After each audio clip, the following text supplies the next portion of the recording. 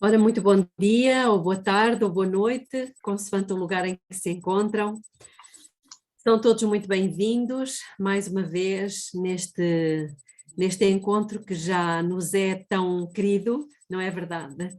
E hoje estamos na palestra número 9, continuamos a estudar o livro de Daniel, e continuamos também ainda no capítulo 7, ainda não terminamos, é um capítulo extremamente rico em detalhes, em pormenores que são para nós muito importantes. E por isso nós aqui estamos, mas antes mesmo de abrirmos a palavra, gostaríamos que todos curvassem a vossa cabeça, porque vamos falar com o nosso Pai. Querido Deus, eterno Pai que está nos céus, aqui estamos, Senhor, prontos para receber mais um ensinamento.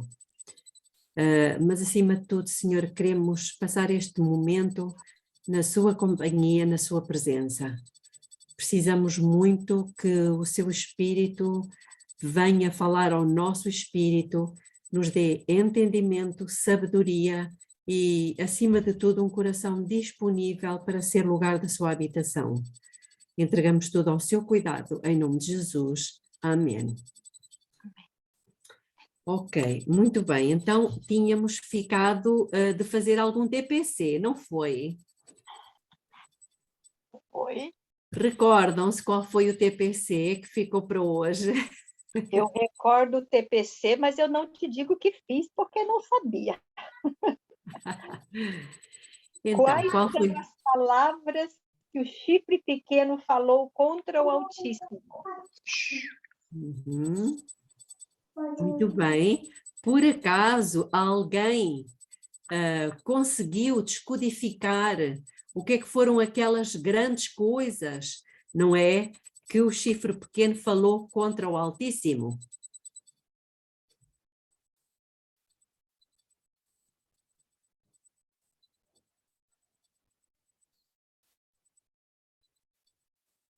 Não precisa todo mundo falar ao mesmo tempo, né? Levanta a mão. Bom, parece-me que todos tão cheios, não é? De tantas coisas que é difícil dizer o que é que foi. Na verdade, estas palavras contra o Altíssimo, elas têm que ver com o facto de Deus, o Pai, o Filho e o Espírito Santo. E o que é que este poder que aqui no capítulo 7 é referido como sendo o chifre pequeno, portanto é um reino ou um rei, que palavras é que ele pronuncia? É o seguinte, ele acaba por tomar para si o nome do Pai, e não é por acaso que se intitula Papa, ou Santo Padre. Todos nós sabemos o que é que significa Papa, é Pai. E também sabemos o que é que Jesus nos disse, que a ninguém chameis de Pai. É lógico que não está a falar do pai biológico, não é? Mas tirando esse, a ninguém deveríamos chamar de Pai. Ainda por cima, é um poder que se auto-intitula de Santo, Santo Padre. E, portanto, está tomando para si o nome de Deus, o Pai. Mas também, não se contentando com isso, toma o nome do Filho.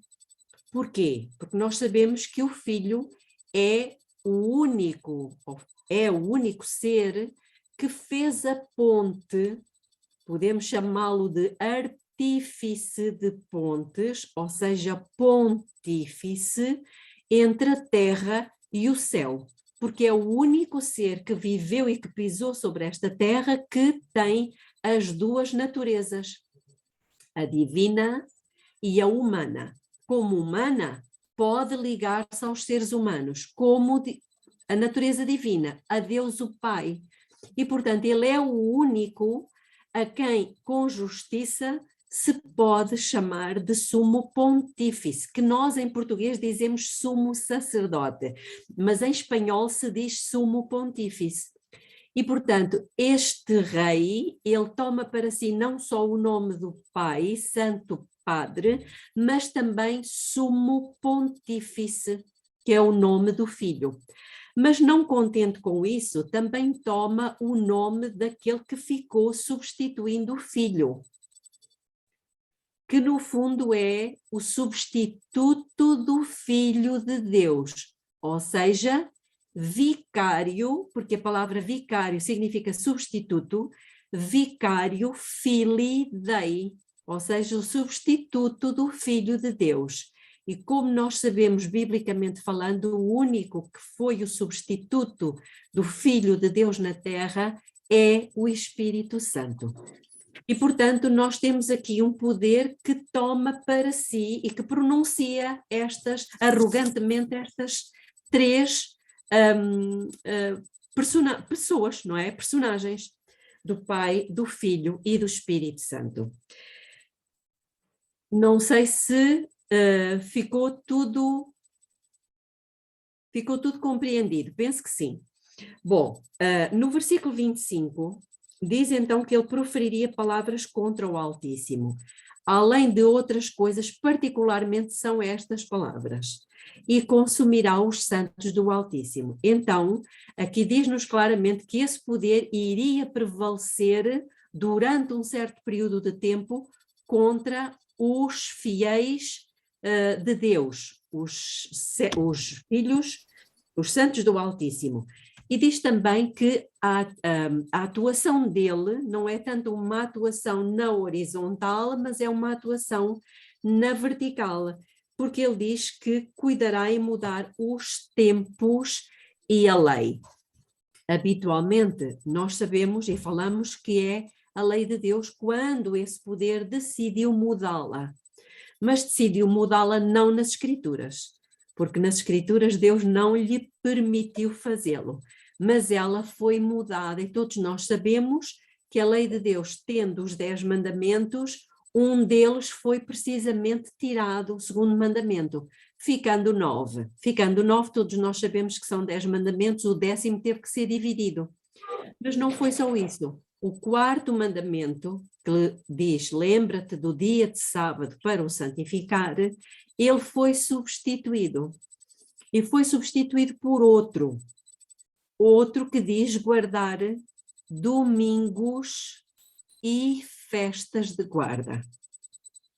Estas festas nós ainda não as estudamos, mas estas festas são datas fixas e têm a ver com tempos determinados, que em hebraico se diz moed, festa, ou moedim, festas. E, portanto, todas as festas que Deus instituiu, elas estão em Levítico 23, não só, mas particularmente em Levítico 23, foram instituídas por Deus e elas mostram-nos o plano da salvação. Portanto, o plano da salvação não está contido só no santuário, mas também está contido nas festas e no ano de agricultura. E as festas de Deus, elas acontecem apenas em 2 estações do ano. Elas acontecem na primavera e acontecem no outono. Estas são as festas bíblicas. As que o inimigo, a falsificação que o inimigo fez dos tempos, das festas, elas acontecem no inverno e acontecem no verão. Mas esta expressãozinha tempos também se refere a profecias. E, portanto, a intenção do chifre pequeno não foi só em mudar a lei, mas também foi em mudar os tempos, ou seja, as profecias. De tal forma que nós vamos ver depois que, portanto, numa Bíblia, que é a Bíblia de tradução da Pastoral Católica, ela afirma que o chifre pequeno, ele refere-se a Antíoco Epifânio, que foi um general grego, mas que eu posso dizer já aos irmãos como é que nós podemos contrapor esta informação. Portanto, ao fazer crer que o chifre pequeno, Porque vamos ver isso no capítulo 8, que o chifre pequeno não é este sistema, mas é Antíoco Epifânio. Como é que nós podemos combater isso? De uma forma muito simples. É que o chifre pequeno, ele surge na cabeça do animal terrível e espantoso. E nós sabemos que o terrível e espantoso é Roma. Portanto, por isso é que eu comecei por dizer que o chifre pequeno é um rei romano. Se nós afirmamos que é Antíoco Epifânio, ele não era romano, ele era grego. Portanto, ele teria que ter surgido na cabeça não do terrível e espantoso, mas do leopardo, o que não acontece. Estão a perceber? Portanto, é um argumento de peso para nós podermos instruir alguém, elucidar alguém de que não pode de forma nenhuma referir-se a Antíoco Epifânio, apesar de Antíoco Epifânio ter tido uma atuação no templo judaico durante um tempo, tempos e metade de um tempo, mas 3 anos e meio, é verdade, de ter feito abominação, o facto de ele ter mandado, quando ele invadiu Jerusalém, de ter oferecido sacrifícios de animais impuros, particularmente o porco, no altar sagrado do templo, mas tudo isso não anula o facto de ele não ser romano, mas grego. E, portanto, está descartada essa hipótese. Reparem que o objetivo deste rei, não é, deste reino, o chifre pequeno, é, portanto, desviar a nossa atenção do verdadeiro chifre pequeno, de quem é que ele representa. E, portanto, ao ir colocar esse personagem como sendo Antíoco Epifânio, eles acabam por aplicar uma interpretação preterista da profecia. Percebem? Como que se a profecia já se tivesse cumprido no passado. Se realmente tivesse sido o Antíoco Epifânio, ele teria já o seu cumprimento no passado. O que é facto é que nós vamos ver que o chifre pequeno, ele tem uma atuação de 1260 anos.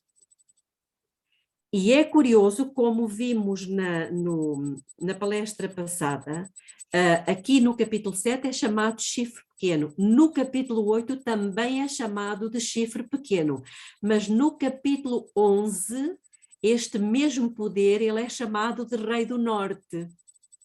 E em 2 aos Tessalonicenses, e eu peço que os irmãos abram em 2 aos Tessalonicenses, o apóstolo Paulo, lembram-se de que é que ele o chamou? A última vez que estivemos juntos, chamou-o de quê? Homem do pecado. O homem do pecado, o filho da perdição. Então, é exatamente o mesmo poder com designações diferentes. Porquê? Porque cada uma das designações revela um aspecto deste poder. Chifre significa rei ou reino, e efetivamente ele é um reino. Mas depois, Rei do Norte, no capítulo 11, ele efetivamente é um rei. Depois, o apóstolo Paulo, ao chamá-lo de homem do pecado, filho da perdição, efetivamente ele é o cabeça deste sistema, mas depois, se nós formos ver, também encontramos o mesmo poder em Apocalipse 17, onde nos fala de uma prostituta. É exatamente o mesmo poder com nomes diferentes. E porquê prostituta? Prostituta é uma mulher. E mulher na profecia é símbolo de igreja. E inclusivamente ela estava adornada. Portanto, dá-nos mais detalhes acerca dessa igreja. E é uma igreja que usa 2 cores, o púrpura e o escarlate. Portanto, estão a ver que cada nome vai nos dar uma característica desse mesmo poder, para que nós não falhemos ao interpretar e ao descodificar esse poder. Bom, mas então em 2 aos Tessalonicenses, vejam o que é que diz, há aqui um detalhe importante. Está a falar aqui da vinda de Jesus, Portanto, segundo aos Tessalonicenses capítulo 2, o título do capítulo é precisamente a vinda de Cristo será precedida da manifestação do anticristo. E, portanto, eu vou ler o versículo 1. Neste capítulo nós vamos encontrar a mesma palavrinha 2 vezes para se referir a 2 poderes. Um, Cristo, e o outro, o anticristo. Então, no versículo 1 diz, ora, quanto à vinda, aqui temos a palavrinha, quanto à vinda de nosso Senhor Jesus Cristo e à nossa reunião com ele, rogamo-vos, irmãos. Não vamos ler tudo, eu só queria chamar a atenção em relação à vinda. Depois, quando chegamos ao versículo 8, diz o seguinte, e então será revelado esse iníquo a quem o Senhor Jesus matará com o sopro da sua boca e destruirá com a manifestação da sua vinda. Portanto, este iníquo, que é o tal homem do pecado, filho da perdição, ou seja, o chifre pequeno, ele só vai ser destruído como e quando? Na vinda de Jesus. Na vinda de Jesus. Portanto, nunca poderia ser Antíoco Epifânio, que já morreu há muito tempo. Estamos a falar aqui de um poder que tem uma grande atuação na história e que não há nenhum poder humano capaz de o destruir. Já agora vamos ler o versículo 9 que diz, a esse iníquo cuja vinda. Portanto, estão a ver aqui que temos 2 vindas. Uma, a vinda do iníquo e outra, a vinda de Jesus. Ok? Pronto, mas eu queria chamar a atenção para o facto de que esse iníquo, ou seja, a atuação do chifre pequeno, ele vai se prolongar pela história e só vai terminar precisamente com a vinda de Jesus. Voltemos ao livro de Daniel, ao capítulo 7. Portanto, já estamos a ver aqui que a intenção foi realmente mudar os tempos, como efetivamente aconteceu, e mudar a lei. Os santos lhe serão entregues na mão por um tempo e tempos e metade de um tempo. Ora, quando esta expressão lhe serão entregues, é chamado o passivo de Deus, porque aqui não nos diz lhe serão entregues, mas quem é que entregou? Quem é que permitiu? Na verdade, foi Deus que permitiu. É um tempo verbal que já vimos lá atrás no capítulo 2, quando diz que a pedra foi cortada sem mão. Lembram-se? Então, este foi cortado, nós poderíamos perguntar, mas quem é que cortou? O mesmo tempo verbal que acontece quando em Mateus 24:14 diz, e este evangelho do reino será pregado. Mas será pregado, quem é que o prega? Estão a perceber? É um tempo verbal que não nos diz exatamente se foi se é Deus, se sou eu, se somos nós, acontece. Então, aqui é exatamente a mesma situação. E os santos lhe serão entregues. Ou seja, isto é alguma coisa que acontece com a permissão de Deus, porque nada acontece debaixo do sol sem que Deus o permita, e Deus tinha um objetivo. Então, mas diz-nos que lhe serão entregues na mão por um tempo e tempos e metade de um tempo. Todos nós sabemos que um tempo, tempos, refere-se a dois tempos, mais um tempo são 3 tempos e meio. E o que é que significam tempos na profecia? Não precisamos de inventar, porque aqui mesmo no livro de Daniel, no capítulo 11, podemos ir lá ao capítulo 11, nós vamos perceber o que é que significa tempos. Capítulo 11, versículo 13, diz o seguinte, porque o rei do norte tornará e porá em campo uma multidão maior do que a primeira, e ao cabo de tempos, isto é, de anos. Portanto, os 3 tempos e meio significam 3 anos e meio. Profeticamente falando, nós sabemos que não são anos literais, ou melhor, não são dias literais, são anos. E aqui aplica-se o princípio dia-ano, ou seja, um dia equivale a um ano, ou seja, 3 anos e meio seriam 1260 dias. Como estamos num contexto profético, não são 1260 dias, mas são 1260 anos. E realmente este chifre pequeno teve uma atuação perseguidora, totalitária, opressiva do povo de Deus durante 1260 anos. Mas para ele ter esta atuação, ele tinha que ter poder para isso. Lembram-se quando é que surge o chifre pequeno? Nós já vimos lá atrás. Quando é que surge o chifre pequeno? Foi depois dos 10 e foi entre os 10. 538. 476, 476. depois de Cristo. Muito bem, que foi quando acabou o Império Romano pagão. E, portanto, inicia-se a Europa, podemos dizer assim. Então, o chifre pequeno, ele terá que ter surgido algures depois de 476. E nós sabemos que quando é que ele ganhou, quando é que esse reino ganhou o poder? Porque ele não tem poder legislativo, ele não tinha exército, ele teve que receber esse poder do Estado. E foi precisamente através do imperador Justiniano que ele recebe esse poder. Recebe o poder, recebe o exército e recebe a força para poder fazer perseguição, com a colaboração e com o apoio do Estado.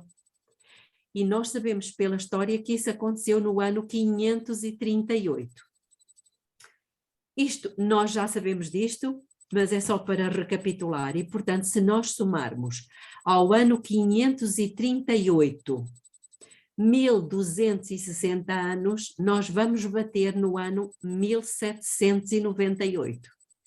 E este período, de 538 a 1798, é o período